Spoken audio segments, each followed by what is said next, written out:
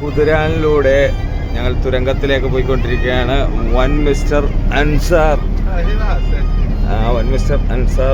ആണ് വാഹനം. വിത്ത് AC sedan വാഹനമാണ് അദ്ദേഹം കൈകാര്യം ചെയ്തുകൊണ്ടിരിക്കുന്നത്. അതുപോലെ തന്നെ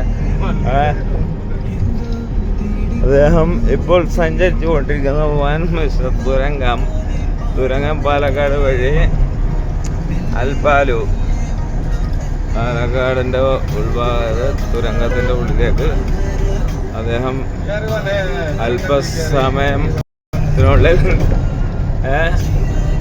അതാണ് മിസ്റ്റർ അൻസാർ തുരങ്കത്തിൻ്റെ ഉള്ളിലേക്ക്